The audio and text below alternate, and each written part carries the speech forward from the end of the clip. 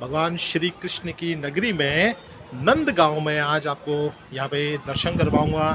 भगवान श्री कृष्ण जहाँ पर उन्होंने अपना बाल्यावस्था बिताई थी और उनके पिता श्री नंद महाराज जो हैं उनके हम गांव पे आए हैं। तो देख सकते हैं आप ये पीछे पूरा का पूरा जो नंद गांव है।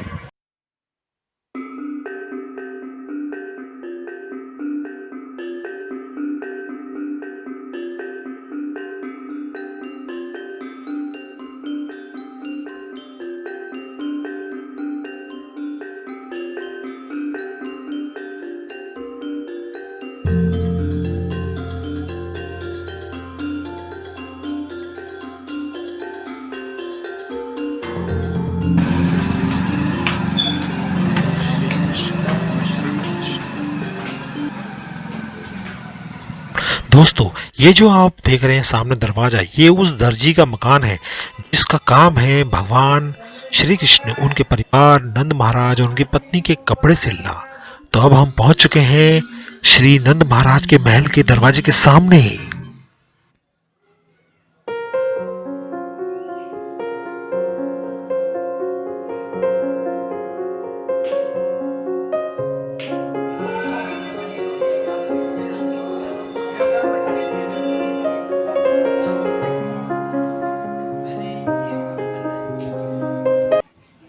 तो दोस्तों अभी हम लोग नंद महल के यहाँ पे एंट्री कर चुके हैं।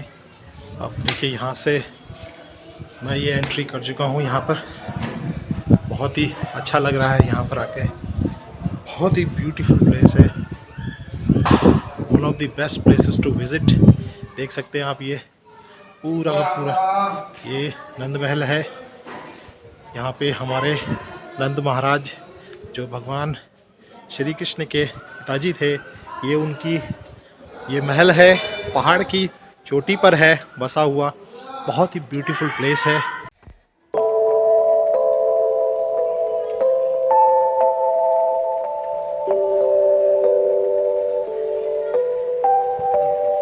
हरे कृष्ण।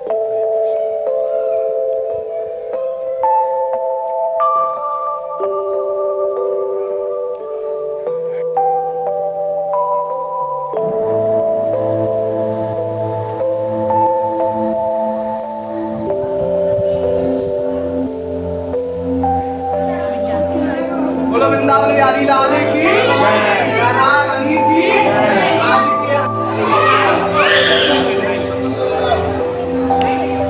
इस नंद भवन की महिमा वेद और वेदांत में गाई जाती है। ये भगवान बाल कृष्ण के घर में आप लोग बैठे। पहले सबसे पहले यहाँ का भगवान जी का दर्शन करेंगे, जहाँ नंद बाबा, उनकी माता यशोदा, कृष्ण बलराम दोनों भैया, राधा रानी, रोहिणी और रेवती, बड़े भाई बलराम जी की माता और उनकी पत्नी, और भगवान कृष्ण के साथ खेलने वाले ग्वाल बाल सखा, सभी स्वरूपों का बड़े ध्यान से दर्शन करना। बाल कृष्ण की लीलाओं का दर्शन। यहाँ 9 साल 49 दिन भगवान रहे थे, पालन पोषण हुआ है, यही बड़े हुए हैं। और 7 साल की उम्र में श्री गिरिराज पर्वत को अपनी उंगली पर धारण किया। 7 रोज और 7 जना इंद्र ने झड़ी लगाई और बाएं नख पे गिरवर धार्यो, भुज पे बूंद न आई। इंद्र ने घनघोर वर्षा की थी ब्रज के ऊपर। जब नारद जी ने उनको बोला, अरे इंद्र, तू अपने स्वर्ग में बैठा हुआ है, ये ब्रजवासी तुम्हारी पूजा करते थे आज के दिन, ये तो एक पर्वत को पूजने लगे हैं। तो इंद्र को अहम भाव आया और ब्रज के ऊपर मेघमालाओं को आज्ञा देकर घनघोर वर्षा की।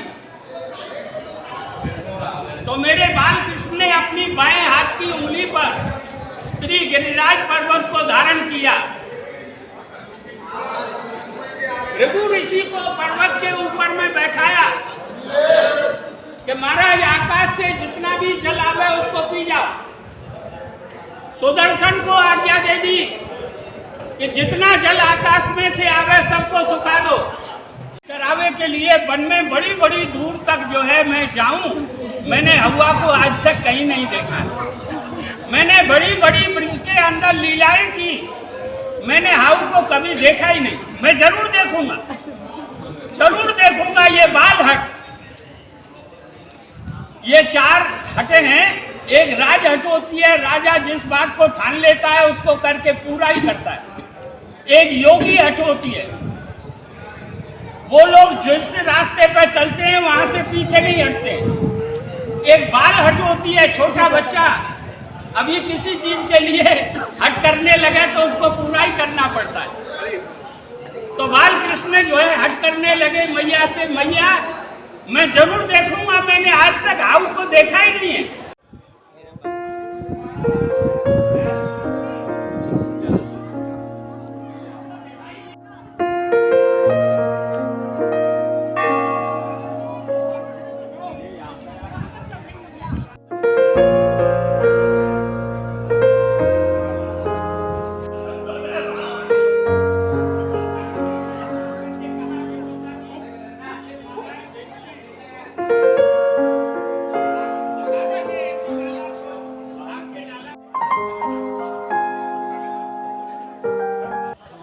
तो आपको कैसा लगा नंद बाबा का महल? और यहाँ पर आज काफ़ी भीड़ बन चुकी है और बड़े दूर दूर से लोग आए हैं। कलकत्ता, बंगाल, उड़ीसा तक से यहाँ पे लोग आए हैं।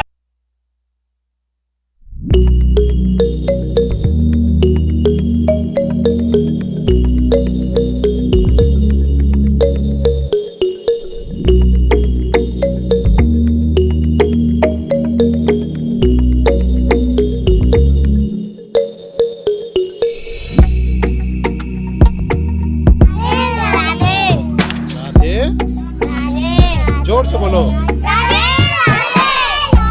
दोस्तों, आप में से बहुत से लोग जो हैं अपने जीवन में दुखी हैं और सोचते हैं कि कुछ सफलताएं प्राप्त नहीं हो रही हैं। तो ऐसा क्या किया जाए कि आपको सफलता प्राप्त हो? तो बस मेरा आपको यही सजेशन है कि आप लोग सिर्फ प्रेजेंट में रहना सीखें। देखिए, बहुत से लोग जो हैं अपने अतीत में जो चीज़ें घटनाएं गुजर जाती हैं उनको लेके रटन लगाए रहते हैं कि हमारे साथ ये हो गया, वो हो गया, और दुखी रहते हैं, जिससे वो अपना समय गंवाते रहते हैं। आप इतिहास में देखेंगे ना, तो जितने भी बड़े बड़े लोग हैं जो अपने जीवन में सक्सेसफुल हुए हैं, उनका मंत्रा देखिए क्या है। मंत्रा बस यही है कि वो अपने प्रेजेंट में चले, अपनी मेहनत उन्होंने अपने प्रेजेंट में करी। अपने पास्ट को लेके उन्होंने कभी भी ढिंढोरा नहीं पीटा कि मैं गरीब था या मेरे साथ असुविधाएं थी, ऐसे बहुत सी बातें थी। ठीक है, तो वो प्रेजेंट में चलते रहे और प्रेजेंट में अपना कर्म करते रहे सही डायरेक्शन में, और आज वो सफल हैं। चाहे जितने भी आप लिस्ट में देख लीजिए, तो वही आप भी करिए, अपने प्रेजेंट में चलिए। प्रेजेंट अगर आप अच्छे से शेप करेंगे तो फ्यूचर डेफिनेटली बनेगा। तो मंदिर के प्रांगण में यहाँ पे भगवान शिव का एक लिंग था और यहाँ पर हमने पूजा अर्चना करी। आप भी आइए और ऐसा ही करिए। तो अब मैं आपको पावन सरोवर के दर्शन करवाऊंगा। बहुत ही पवित्र स्थान है और यहीं पे भगवान श्री कृष्ण ने अपने माता पिता को एक प्रकार से प्रयागराज में जो स्नान करते हैं वो करवाया था, और इसकी बहुत मान्यता है। और यहाँ पर बहुत बड़े बड़े संतों ने आकर तपस्या भी की है।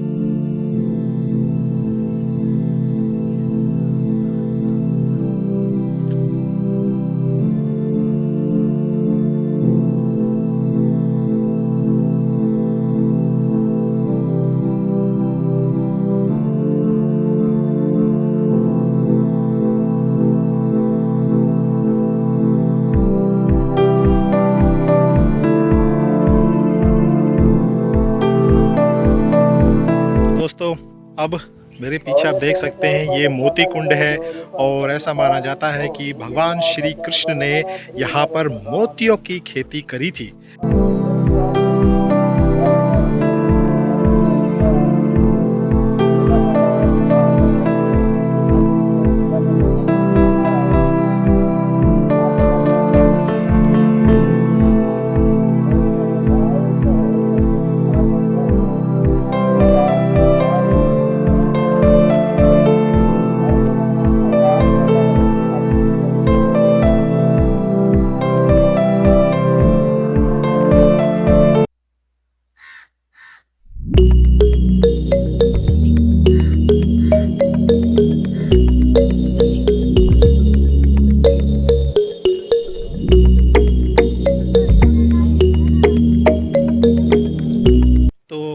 आप देख सकते हैं ये पीछे हाउ बिलाऊ का ये खंडित मूर्तियां हैं और ऐसा कहा जाता है कि ये पहले 4 हुआ करती थी और यहाँ से 2 जो हैं वो चोरी कर दी गई।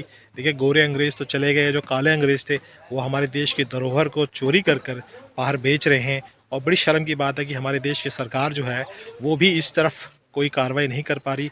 आग्रह है गवर्नमेंट ऑफ इंडिया से कि वो ऐसे जो हमारी धरोहर हैं इस देश की वो उसको लाने में मदद करें और जो ऐसे गलत काम कर रहे हैं थोड़ा सा उनको शर्म आनी चाहिए और जो जनता है उसको भी थोड़ा जागरूक होना चाहिए कि हमारी जो ऐसी धरोहरें जो इतनी बेशकीमती धरोहरें हैं जिनका कोई मूल्य नहीं है वो चोरी हो रही हैं, फिर भी हम शांत बैठे हैं।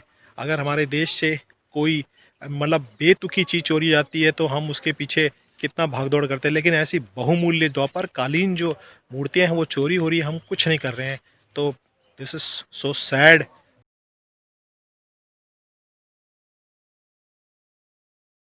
तो इस वक्त आप देख सकते हैं मेरे पीछे यहाँ पे टेर कदम है और ऐसा माना जाता है कि यहाँ पे भगवान श्री कृष्ण और बलराम यहाँ पर गैया चराने के लिए आया करते थे। और ये देख सकते हैं आप पीछे बहुत सारे आज भी कदम्ब के पेड़ हैं। तो ऐसी इस पावन स्थली पे आप ज़रूर आएँ। देख सकते हैं यहाँ पे लोग यहाँ पर परिक्रमा लगा रहे हैं।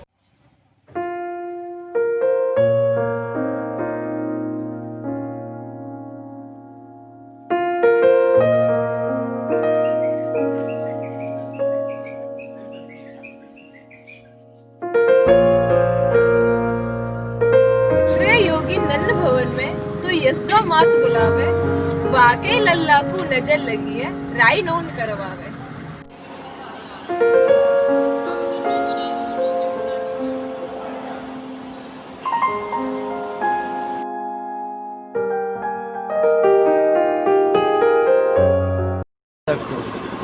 धर्म का अस्तित्व बनाए रखो, धर्म का अस्तित्व बनाए रखो।